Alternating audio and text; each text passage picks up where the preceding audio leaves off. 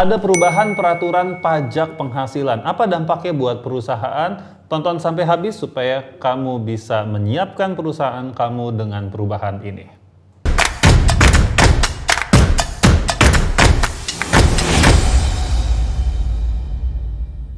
Waduh, mulai nggak ngerti saya. Ini udah mulai terlalu teknis. Sebenarnya intinya gini sih.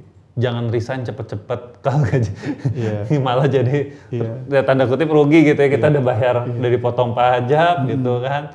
Halo semuanya, kembali lagi di channel Tanya Kak Sam. Kalau di video sebelumnya gue udah ngebahas nih perubahan peraturan pajak penghasilan, tapi dari sudut pandang dampaknya kepada karyawan. Nah kali ini gue masih dengan Mas Kukuh ya, gue akan bahas dampaknya terhadap perusahaan atau pemberi kerja. Langsung aja, gue akan refresh dulu buat yang belum nonton videonya kemarin, langsung aja tonton videonya. Tapi intinya ini nih yang sudah kita hasilkan ya. Hitungan apa ini? Heboh banget ya kayaknya hitungannya ya. Jadi di sini kita udah ngitung contoh ya, study case ya waktu itu ya. Kita remind dulu kalau misalkan gaji orang itu 5 juta gross, ditambah dia ada tunjangan, ditambah dia ada BPJS-nya dibayarin sama perusahaan, intinya dengan gross 8 juta gitu ya. Terus kita hitung semua di video sebelumnya gaji potongan pajaknya dia per bulan dengan peraturan yang baru versus dengan peraturan yang lama.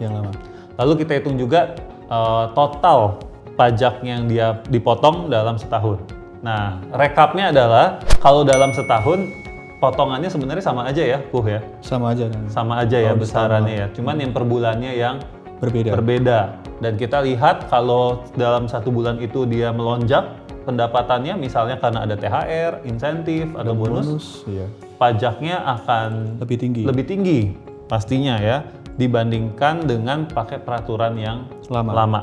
Ya, jadi itu highlight-nya. Tapi mau tahu hitungan detailnya silahkan masuk ke video di sini nih ya. Oke. Nah, Kuh, sekarang nih kita ngomongin dampaknya ke perusahaan. Siapa tahu kan yang nonton di sini adalah bos-bos atau business owner. Menurut lo sendiri apa nih dampaknya? Dampak yang pertama sih untuk positifnya ya. Jadi dari segi teknis penghitungan PPh 21-nya itu lebih simpel ya, lebih sederhana karena tinggal mengkalikan komponen atau total penghasilan bruto dalam bulan tersebut dikali tarif TER-nya gitu. TER, tadi TER itu tarif efektif rata-rata. Ada tabelnya ya, ada TER A, TER B, TER C. TER A itu untuk yang TK0, TK1 dan K0. K0, TER B?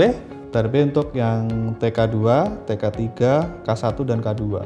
Oke. TER C? Dan untuk yang TER C itu untuk yang status PTKP-nya K3. K3 gitu ya. Nah, jadi itu mudah banget ya, semua ada tabelnya. Ya, ada tabelnya. Kayak ini contohnya, saya kasih gaji 8 juta kasih brutonya ya.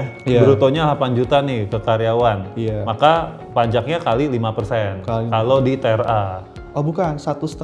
1,5%. Salah lihat. 1,5% kalau di TER A. Gitu. Tapi waktu satu saat saya kasih gaji plus THR, sehingga brutonya 13 juta. Iya.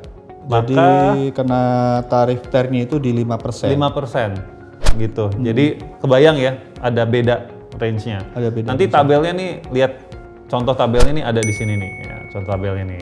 Ya. TER A, TER B, TER C. Ya. Oke, terus apa lagi dampaknya buat perusahaan? Terus dampaknya lagi pasti nanti akan kebijakan perusahaan pasti berubah ya. Nanti untuk mungkin kontrak kerja karyawan, terus perhitungannya gitu. Artinya kan kalau misalkan tapi sebenarnya aman sih kalau misalkan kontrak kerjanya itu dibilang potongan pajak mengikuti ketentuan yang berlaku. Sebenarnya aman. Ya, makanya kalau bikin kontrak kerja yang berkaitan dengan pajak atau peraturan pemerintah paling aman bikin kalimatnya begitu ya, mengikuti peraturan yang berlaku. Karena peraturan kita nggak tahu kapan berubahnya gitu. Jadi nggak usah di state misalnya, oh ini kamu akan dipotong sekian persen, kamu akan kayaknya itu malah jadinya repot ke depannya gitu. Nah, tapi tadi kita juga sempat ngobrol nih sebelum kita mulai syuting ini. Yang menarik ternyata perusahaan pun juga menerapkan pembayaran pajak ini beda-beda. Ada yang net, Iya, ada gross up, sama dan gross. Iya. Nah, ini coba dijelasin dulu deh, itu apa, lalu bagaimana mana yang terdampak dengan ini? Ya, yang pertama aku mau jelasin untuk yang metode gross dulu ya. Gross. Jadi metode gross ini pajaknya karyawan dipotong dari jumlah penghasilannya berapa. Katakan tadi kita ambil contoh untuk 5 juta. karyawan 5 juta, nanti akan kena pajaknya di 120.000 dengan tarif kategori A gitu kan. Nah, itu nanti dari 5 juta akan dipotong 120.000. Jadi take home pay-nya jadi sekitar 4.880.000 gitu ya. Itu nanti masih dikurangin nih sama BPJS dan sebagainya ya? Oh, enggak. Langsung. Enggak, maksudnya take home pay-nya? Oh, take home pay-nya iya. Ya, masih dikurangin. Masih dikurangin lagi ya. Tapi ini kan kita hanya lagi bahas soal pendapatan dikurang pajak. Ya, pendapatan dikurang pajak. Jadi pendapatannya setelah kena pajak itu tadi 4,8 ya, 4,8. Oke, berarti itu simple banget ya. Simple. Jadi ibaratnya yang nanggung itu adalah si karyawan. Berarti nggak ada ngaruh dong sama ini. Perusahaan nggak ngaruh dong sama nggak ini. ngaruh. Nggak ngaruh. Nanti tinggal ngikutin aja peraturan. Iya. Ya udah gitu ya. Oke, terus yang kedua metode gross up. Jadi karyawan mendapat tunjangan pajak sebesar nilai pajak yang dibayarkan gitu. Oke. Contoh nih. Contoh katakan si karyawan tadi punya gaji 5 juta. Nah, tetapi pajaknya 120.000. Dengan adanya tarif metode gross up ini dari 5 juta itu akan ditambah dari pajaknya berapa. Nanti baru dikali tarifnya tadi kan, tarifnya. Nah, nanti harus sama tunjangan pajak dengan pajak yang dikenakan atas penghasilan ini gitu. Coba, gue masih belum paham nih. Misalkan tadi 5 juta. 5 juta. Terus kena pajaknya 1,5, 120.000. 120.000. Ya. Oke, terus nanti jadi tunjangan pajak ini sebagai komponen gaji. Jadi menambah sebagai komponen. Berarti gaji si karyawan itu 5.120.000. Ya, tapi kan sebenarnya bukan itu. Bisa lebih kriwil lagi hitungannya. Karena kan nanti 5 juta ditambah 120.000 itu dikali 1,5% itu udah sama belum sama pajak yang diterima di masuk komponen tadi. Gitu. Oke. Pokoknya grossnya itu berapa sekian supaya dia itu terimanya tetap 5 juta. Ya, tetap 5 juta. Supaya dia terimanya tetap 5 juta ya. Iya. Terimanya tuh maksudnya sebelum dikurangin BPJS ya. Benar kan? Berarti waktu misalkan gue lagi bayangin, gue offering nih sebagai perusahaan, lo terima nggak nih gaji lu adalah misalkan 5.200.000 misalnya. Iya. Nanti itu akan dipotong pajak tapi dipotong pajak gitu ya. Jadinya bukan netnya lah, setelah dipotong pajak jadinya 5 juta sekian. Gitu kan. Kalau itu berarti itu gross up. Gross kalau itu, karena kan dipotong kan di overil 5,2 nanti yang THP jadi 5,1 katakan gitu kan. Karena udah dipotong yang lain-lain gitu kan. Nah kalau yang gross tadi gross up ini pajak yang dibayarkan dianggap sebagai komponen ininya penghasilan bruto. Berarti ngebayarin perusahaan. Berarti tadi balik lagi 5 juta, terusnya ada 120.000. Nah 120.000 itu kan dibayarin ke pajak. Iya kan. Nah tapi dari perusahaan itu nyatetnya gimana? Nyatetnya itu sebagai komponen gajinya, komponen penghasilan bruto. Tunjangan pajak. Tunjangan pajak namanya. Ada namanya tunjangan pajak. Ada. Oke. Jadi dari perusahaan harus melaporkan bahwa ini ada tunjangan pajak. Iya, nanti di A1-nya ada di A1-nya. Jadi ada kolomnya, ada barisnya itu yang tunjangan pajak berapa. Jadi tunjangan pajak harus sama dengan pajak yang dibayarkan di paling bawah gitu. Oke. Gitu. Dan itu berarti negara tahu ya bahwa si karyawan ini nih pajaknya dibayarin sama perusahaannya. Tahu. Karena ada masuk di komponen penghasilan brutonya. Penghasilan brutonya. Apa itu dampaknya buat perusahaan? Maksudnya positifnya apa buat perusahaan? Positifnya sih lebih simpel ya dalam pembukuannya ya. Gitu. Karena ketika kita bayar PPh-nya itu tiap tanggal 10 Maksimal ya. maksimal tanggal 10 bulan berikutnya itu langsung aja di jurnal untuk sebagai apa namanya? Tunjangan ya. Pajak. Iya, pajak Oke. gitu. Kalau yang negatifnya ya kita keluar negatifnya kosnya lebih besar lah ya. Kosnya lebih karena kan besar, kosnya lebih besar. kita yang Karena bayarin pajaknya. Iya. Gitu. Mesti di gross up dulu kan. Jadi dari net sama gross up itu kalau saya lebih prefer untuk ke net aja. Net. Net. Nah, apa nih kalau net gimana nih? Kalau net sekarang gini. Jadi penghasilan karyawan dipotong pajak, namun pajak ini ditanggung oleh perusahaan. Oke. Jadi hampir mirip dengan gross ya. Ya, Hampir mirip dengan gross Gross up up, ya. iya. Tapi apa namanya? Pajaknya ini ditanggung perusahaan, namun di akhir tahun di SPT tahunan badan kantornya nanti dikoreksi fiskal gitu. Waduh, mulai nggak ngerti saya. Ini udah mulai terlalu teknis. Cuman coba kalau gue bayanginnya ya, maksudnya sebagai business owner gitu, berarti kalau net, gua akan tawarin ke karyawan gua, ini lu pokoknya gajian netnya 5 juta misalnya gitu ya, Iya. atau 4,5 juta lah. Iya. Lu nggak perlu tahu ini pajaknya berapa, Iya. potongannya berapa. Iya. Pokoknya lu 4,5 juta deh. Iya. Nah artinya kalau ada kenaikan tarif pajak misalnya, Iya. kalau yang sekarang kan bukan kenaikan sebenarnya ya. Cuman perbedaan cara membayar bulanannya. Artinya kalau suatu saat pemerintah memutuskan menaikkan pajak penghasilan, ya sebenarnya company-nya akan menanggung biaya yang lebih besar. Iya. Betul kan? Gitu. Pokoknya ya udah net aja ini ya, Net ya. gitu ya. Oke, jadi mirip banget sama yang gross up lah. Intinya cost dari potongan pajak itu ada di perusahaan. Artinya balik lagi nih ke yang pengaruhnya kepada peraturan pajak yang baru gitu kan. Iya. Kalau dari hitungan kita, simulasi yang di video yang sebelumnya, itu kita ngelihat bahwa per bulannya bisa aja kalau normal ya, nggak ada kenaikan. Nggak ada kenaikan. Itu lebih kecil ya dibandingkan kalau pakai peraturan yang lama. Yang lama. Artinya dari perusahaan dia bisa saja mengeluarkan, kalau dia gross up ya, Iya. kalau dia gross up atau net dia bisa mengeluarkan biaya yang lebih kecil, Lebih kecil. relatif lebih kecil, ya. Tapi begitu ada THR, bonus, insentif, dia harus siapin uang lebih besar untuk ngeluarin pajaknya, gitu ya. Nah, setelah itu, setelah disetahunkan, Iya. Dihitung kembali. kan dihitung kembali, ada kurang, ada bisa lebih ya. Iya. Bisa kurang, bisa lebih. Nah, tadi lu juga cerita menarik tuh. Kalau di peraturan lama, biasanya perusahaan tuh kasus-kasusnya pada kaget bayar pajaknya. Iya. Coba ceritain deh. Gini.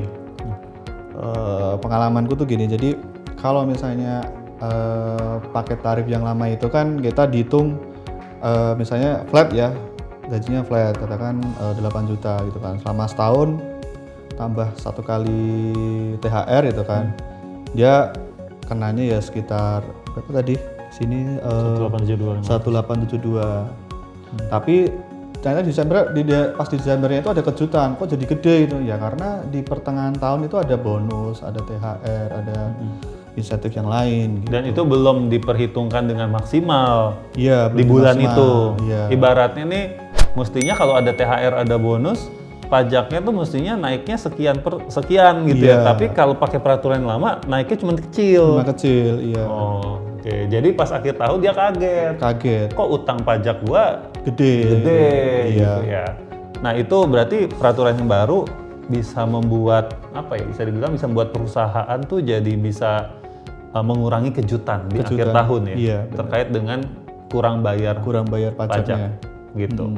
Nah, gimana kalau kasusnya karyawan resign di tengah-tengah tahun atau belum genap setahun? Ada pengaruhnya nggak dengan si peraturan yang baru ini? Iya. Jadi kalau misalnya ada karyawan yang katakan dia kerja dari Januari sampai Juni gitu kan, atau dia resign di tengah tahun gitu. Terus misalnya dia dari Januari sampai Juni itu dia dipotong pajak gitu kan. Terus setelahnya dia resign, nah pas dihitung kembali di Desember gitu kan, otomatis kan yang dihitung kan dari Januari sampai Juni aja, 6 bulan gitu kan. Berarti akan belum mencapai PTKP-nya gitu kan. Kalau katakan gajinya cuma 5 juta gitu kan, kalau dikali 6 kan baru 30 gitu kan. Minimal berapa yang kena pajak? Jadi PTKP-nya itu untuk sama seperti ini tadi tadi ya. TK 0 54 juta gitu kan. 54 juta. Terus K0 58,5. Ada tiernya lah ya. Ada tiernya. Oke. Misalkan belum mencapai, terus apa yang terjadi? Apa Yang terjadi biasanya sih dikompensasikan untuk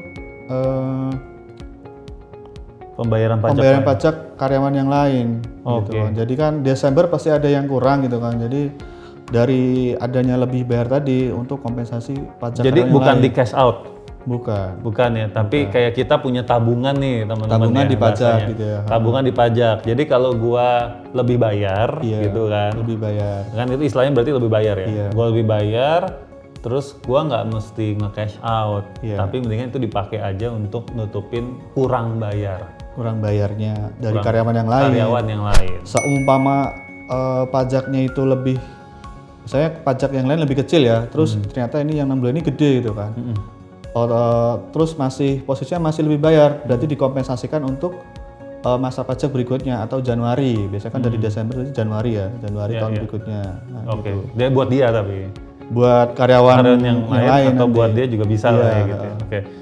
Tapi tadi gue jadi kepikiran nih tiba-tiba menarik nih. Kalau misalkan si perusahaan itu menetapkannya adalah gross. Gross, iya. Ya kan, jadi yang dipotong dari gaji karyawan ya. Kan dipotong gaji karyawan kan. Jadi kan contohnya si Ani nih. Si Ani ini gross. Bulan 1 sampai bulan 6 dia ada dipotong nih pajak. Iya. Ya kan. Padahal terusnya dia resign. Dia belum mencapai PTKP-nya. Iya. Jadi kalau di catatan pajak harusnya si Ani ini nggak usah bayar pajak. Iya betul. Atas 6 bulannya ya. Atas 6 bulannya. Dan ternyata kita udah potong kan. Kita udah potong. Gitu. Berarti perusahaannya untung dong. Perusahaannya untung, tapi kan ya kembali kebijakan lagi. Apakah mau dikembalikan pajak yang dipotong pada karyawan tersebut gitu kan? Atau ya udah diem-diem aja gitu kan. Diem-diem aja terusnya dipakai untuk nutupin kurang bayar di yang lain gitu. Karyawan yang lain. Iya. Iya, ini nggak banyak yang sadar loh. Siapa yang sadar ya? Ya, menarik nih teman-teman ya. Jadi ini ya kuncinya ya. Jadi atas lebih bayar pajaknya karyawan tersebut yang resign diakui di Desembernya. Jadi di pengisian SPT-nya itu nanti ya udah masukin NPWP, masukin nama karyawannya, terus statusnya kan. Terus di penghasilannya dibikin 0 gitu kan. Terus pajaknya dibikin minus. Jadi kan lebih gitu kan kalau pajak itu kan. Berarti kalau dia di SPT-nya nanti gimana tuh si Ani ini? Si Aninya untuk SPT tahunannya atau A1-nya tetap kita masukin. Jadi teknisnya dia masa kerjanya dari bulan apa gitu, misalnya dari Januari sampai Juni gitu kan. Terus kita masukin pendapatan dia selama 6 bulan tersebut gitu kan. Berapa katakan tadi kita sepakatin 5 juta kali 6 30 juta kan. Betul. Terus ya udah 30 juta itu dikurangin biaya jabatan dulu ya kan. Iya, nggak kena lah intinya. Terus dengan PTKP nggak nyampe kan. Ya udah kita kasih bukti potongnya seperti itu ke dia gitu. Karena kan di sistem itu otomatis kita nggak bisa nampilin pajak yang dia udah dia bayar gitu kan. Oh gitu. Jadi dia akan dapat bukti potongnya pun juga nihil. Nol. Nggak ada yang dipotong. Walaupun actualnya ada yang dipotong. Actualnya ada yang dipotong, udah dipotong. Tahu. Menarik. Baru tahu. Jadi ini ya, malah jadi gue pengen ngomong buat teman-teman yang jadi karyawan juga nih. Jadi kalau misalkan kita gajinya masih di bawah PTKP gitu ya, maksudnya di bawah PTKP ya, jangan dikenain pajak dulu lah. Ya, jangan dikenain pajak dulu gitu ya. Oke. Apalagi yang masih kontrak-kontrak yang katakan dia masuknya bulan Maret gitu kan. Terus gajinya 5 juta, tapi kerja sampai Desember kan, berarti cuma berapa tuh? Cuma 10 bulan itu kan. Berarti belum mencapai gitu. Belum mencapai.